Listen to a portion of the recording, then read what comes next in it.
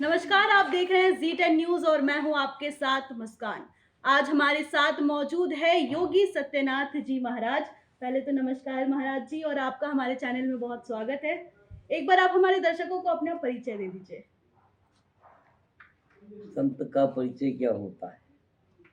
जैसा हूँ आपके सामने हूँ, स्वच्छ हूँ और एक प्रकार से अखंड भारत की हम गौरी शंकर के भक्त हो सकते हैं, लक्ष्मी नारायण के भक्त हो सकते हैं, अपने सनातन 33 कोटि देवी देवताओं के भक्त हो सकते हैं, अपनी हर कन्या, चाहे वो पौत्री हो चाहे वो दादी हो, हर देवी को इस स्वरूप में नमस्कार करते हैं। या देवी सर्वभूतेषु सरस्वती रूपेण संस्थिता, या देवी सर्वभूतेषु लक्ष्मी रूपेण संस्थिता, या देवी सर्वभूतेषु दुर्गा रूपेण संस्थिता।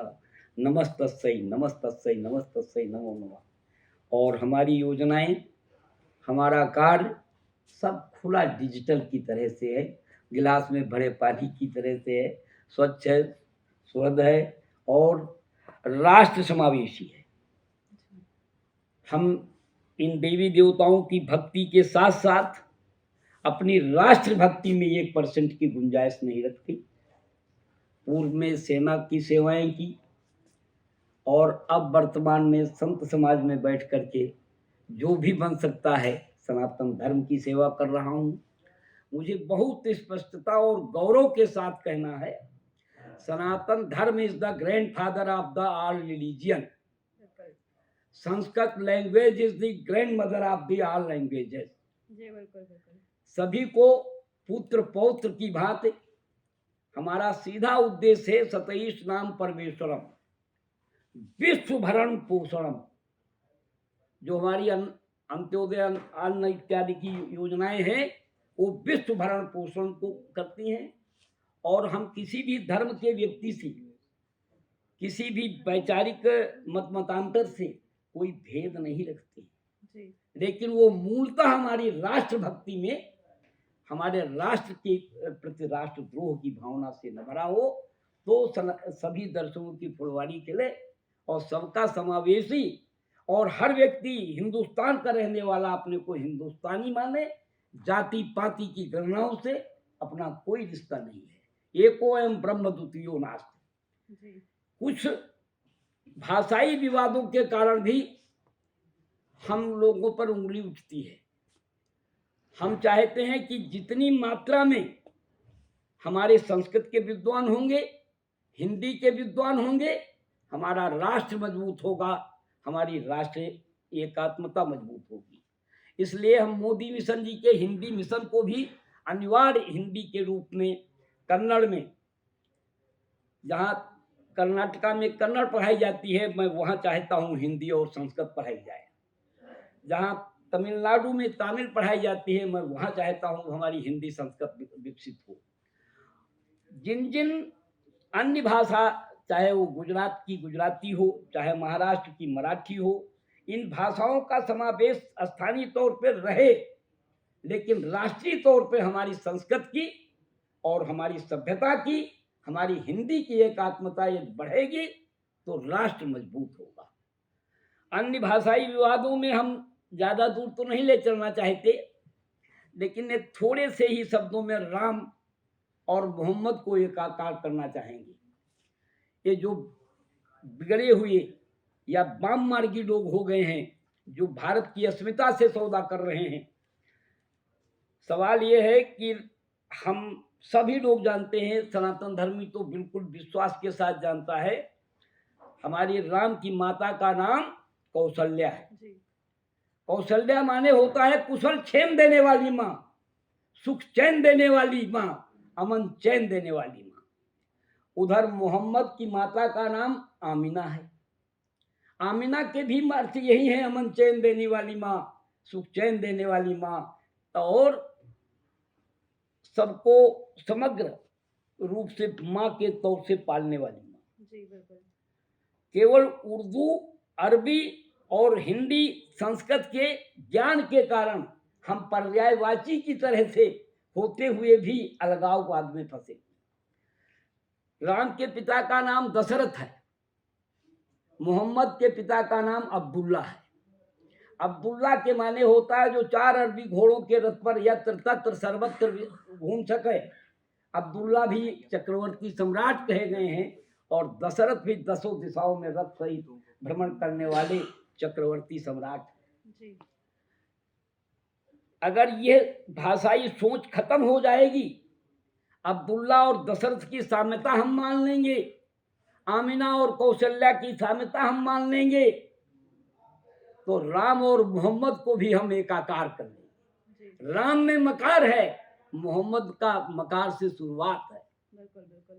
इसलिए हम सबके साथ, सबके विकास के साथ, समग्रता के साथ, भारतीय राष्ट्रीय अस्मिता के साथ और अपने राष्ट्र की सीमा के पहले भक्त हैं, और बाद में हमारी देवी देवताओं की आस्था नास्ता जो है वो तो सब एक वैधानिक है, संवैधानिक है और यूनिवर्सल है।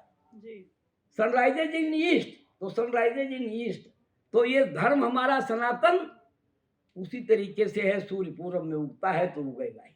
जी महाराज जी। और आज तक कभी भी सनातन धर्मियों ने विश्व के किसी भी टुकड़े पर आक्रमण नहीं किया है। आक्रमण झेले हैं तो कभी चोट लगने पर जवाब भी दिए हैं, और जो हमारी नाकें काटी गई हैं, कान काट करके हमको दिखाया गया है, हमारी अस्मिता के बिंदुओं को छेड़ा गया है, राम जन्म स्थान को छेड़ा गया, कृष्ण जन्म स्थान को छेड़ा गया, इसके अलावा इनको पूरे देश में जगह नहीं है या इनको कोई परेशान कर रहा है। हम 2 मांग रहे हैं, और सीधे सीधे जामा मस्जिद भी हमारी है। जमुना जी की मूर्ति उसके 12 फीट आज भी गड़ी है जमुना जी के किनारे में। तो जब ज्यादा परेशान करेंगे तो हमें जामा मस्जिद को खोल करके वो जमुना की मूर्ति निकाल करके जमुना मंदिर भी बनाना पड़ेगा। जी महाराज जी। और मथुरा भी हमारी है, काशी भी हमारी है, अयोध्या भी हमारी है। हम लेंगे जरूर, लेंगे जरूर, ये प्रतिज्ञा हमारी है, और प्रतिज्ञा हमारी है, प्रतिज्ञा हमारी है। लेने को तो हम लाहौर भी लेंगे। महाराजा राम के पुत्र लव ने बताया था, वो हमारे राम के पुत्र लव की राजधानी है, उसको भी हम अलग नहीं होने देंगे।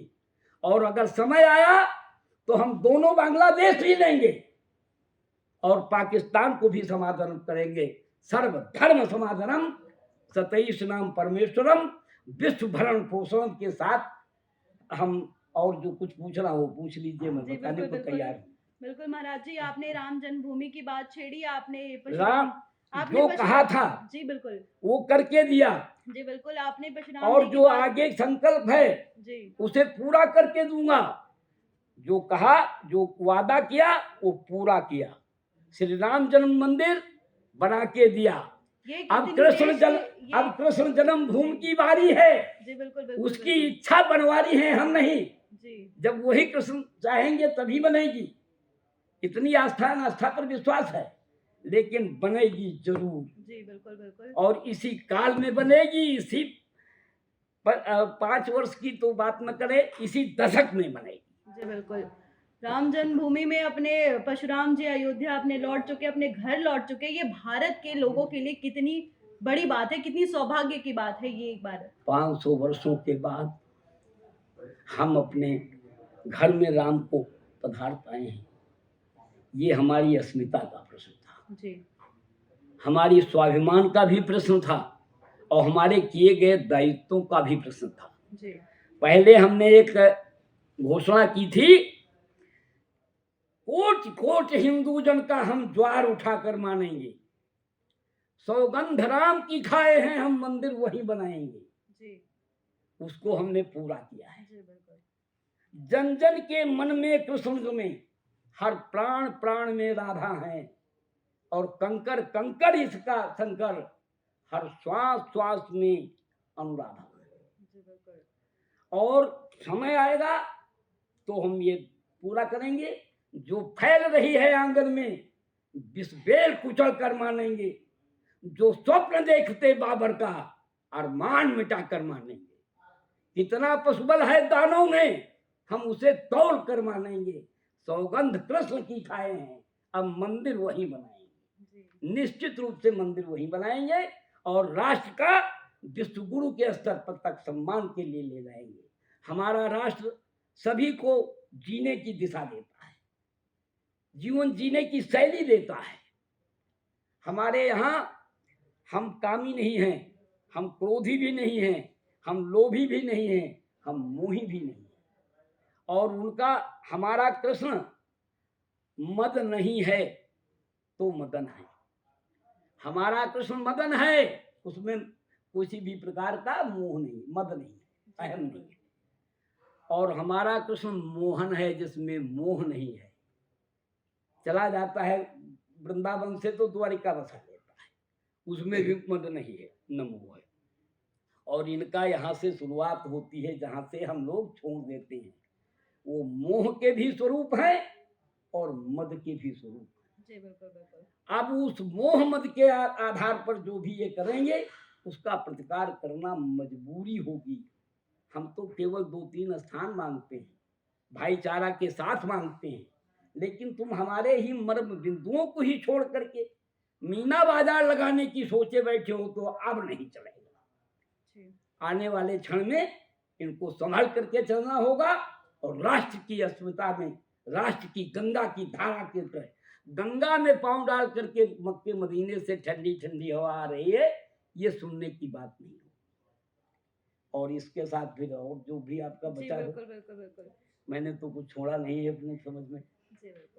अब आज की खबर है महाराज जी की इलाहाबाद हाई कोर्ट ने ज्ञानवापी मस्जिद के जो तहखाने हैं, व्यास तहखाने हैं, उसमें फैसला सुना दिया है कि वहां पे पूजा पाठ चलती रहेगी, जारी रहेगी, वो रुकेगी नहीं। इस पे आपकी क्या राय है? दुख इस बात का है, हमारे कृष्ण का वंशज कहने वाला मुलायम जी, उनके अनुगामी ने करीब 400 साल से पहले से पूजा होती थी निरंतर, इन्होंने बंद कराया था। वरना वो पूजा अनवरत चलती थी, अनवरत रही और आगे भी अनवरत रहेगी। अब करना ये है कि वहां हम विष्णु सहस्त्र नाम के 1000 पाठ कराएंगे, शिव महिमा स्तोत्र का प्रतिदिन पाठ होगा, त्रिकाल संध्याओं में पूजा होगी और जो सनातन धर्मी पहले से आ जा रहे थे वो बराबर आएंगे जी। ये एक सुखद और सुहर्ष का संदेश है जी। और हमारी समझ में चाहे जो जिस पद पे हो, चाहे जो छोटे से पद पे हो, जिसके जीवन में जीवन है, प्राण है, वो व्यक्ति शिव को भी देख करके हाथ जोड़ता है, राम को भी देख के हाथ जोड़ता है, कृष्ण को भी जोड़ता है। और जो मृतक है, जिसको हम कंधे पे लाद के लेकर चलते होते हैं, राम नाम सत्य सुनाते तो हैं, लेकिन वो बेचारा बोलता नहीं है, जाता है राम नाम के साथ ही। तो भगवान करे कि राम नाम के साथ यात्राएं हो। और इसी के संदर्भ में और कुछ पूछना हो तो पूछिए। और अब किसी के हाथ में ढेला नहीं, लोगों के हाथ में हम लैपटॉप देना चाहते हैं, कंप्यूटर देना चाहते हैं, आगामी भविष्य में उनको आगे बढ़ाना चाहते हैं। और इजराइल की तरह से जैसे हमारी बेटियां धान लगाते हुए भी राइफल टांग करके रहती है, उस तरीके की हम बेटियां और बेटे पैदा करना चाहते हैं, जो हर घर से 2 सैनिक होंगे और हर घर से 2 व्यक्तियों का हम संरक्षण करेंगे। और अपने कंधों पे बंदूक लेकर के लोग किसान खेत पे जाएंगे ताकि भारत की तरफ कोई आंख न उठा सके। अब हम लोग को इतने कमजोर नहीं है कि जो देखे वो तो आक्रमण कर दे और लूट करके चल दे। जी बिल्कुल बिल्कुल। बहुत बहुत धन्यवाद सत्यनाथ जी आपका, आपने इतने हमारे सब्सक्राइबर्स को अपने हमारे चैनल में इतने अपने सुविचार रखे। सभी को लिए जी हो सुख संपत्ति पूरे सदा जी, दुख द्वंद किए ही किनारे रहें, माँ गंगा यमुना सरयू सरस्वती में जबल उजल धारा रहे। आप सपरिवार प्रेस परिवार घर परिवार के साथ स्वस्थ सानंद सुखारे रहें, सबकी 10-10 साल की आयु बढ़े, मेरी भी आयु तुमको लगे। तो आप सबको कैसी लगी योगी सत्यनाथ जी की विचारधारा, इन पे आप क्या टिप्पणी करनी चाहेंगे? हमारे कमेंट बॉक्स में हमें कमेंट करके जरूर बताएं और ऐसी ही खबरों के लिए हमारे साथ जुड़े रहें। तब तक के लिए नमस्कार।